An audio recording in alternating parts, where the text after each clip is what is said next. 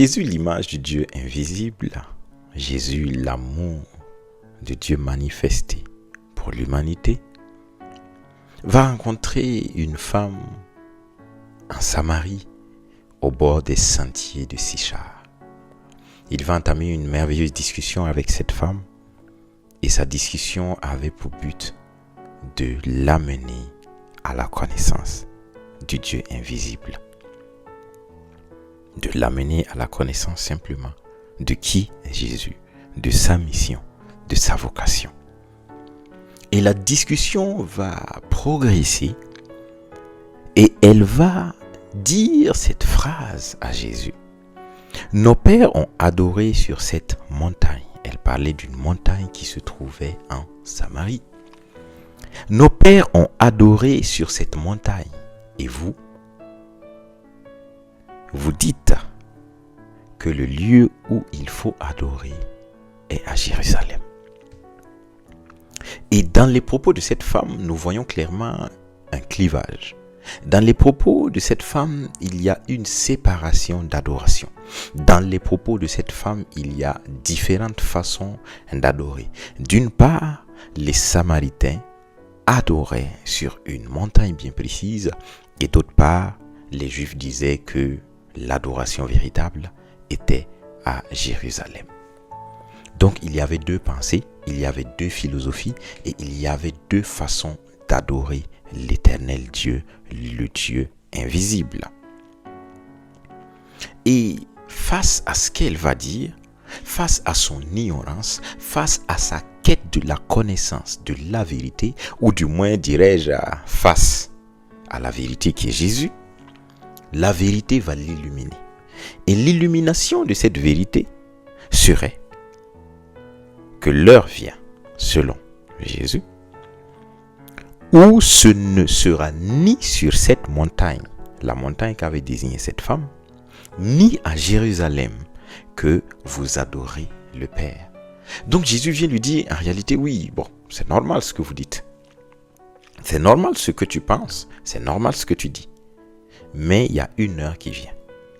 Et à cette heure, on ne va plus adorer ni sur cette montagne, ni à Jérusalem. Donc Jésus va lui dire, tu as tout à fait raison, femme, selon ta connaissance. Tu as tout à fait raison, selon ta connaissance de femme samaritaine. Oui, c'est normal que vous adorez sur cette montagne, c'est normal que d'autres adorent à Jérusalem. Et chacun défendait sa position d'adoration. Mais l'heure vient où ce ne sera ni sur cette montagne, ni à Jérusalem que vous allez adorer le Père. Jésus était en train d'introduire maintenant la notion du Père. Il dit, vous les Samaritains, vous avez une façon d'adorer, vous avez un lieu bien défini pour adorer. Et ce lieu est différent du lieu des Juifs. Mais lorsque l'heure sera venue, vous tous vous allez adorer le même Père, mais pas dans ces lieux-là. Et maintenant, dans Jean, le chapitre 4, le verset 23, Jésus va encore aller en profondeur. Il dit, mais l'heure vient et elle est déjà venue. Donc Jésus dit, l'heure que j'étais en train de t'annoncer, en vrai, l'heure même est déjà là. Et elle est déjà venue, où les vrais adorateurs adoreront le Père en esprit et en vérité. Car ce sont là les adorateurs que le Père demande. Il n'a pas dit que c'est le Père de ceux qui adoraient à Jérusalem. Il n'a pas dit que c'est le Père de ceux qui adoraient sur cette montagne, c'est-à-dire les Samaritains ou les Juifs, mais il précise que l'heure vient où les adorateurs, les vrais, vont adorer le Père en esprit et en vérité. Donc Jésus était en train de lui dire, parce que je suis là, je vais vous réconcilier. Parce que je suis là, je ferai de vous un seul peuple. Parce que je suis là, c'est une louange selon le cœur que mon Père demande. Et il est ton Père. lorsque je confesse le Seigneur Jésus comme Sauveur et Seigneur, Dieu qui est au ciel devient mon Père. Alors, je peux avoir mon lieu d'adoration.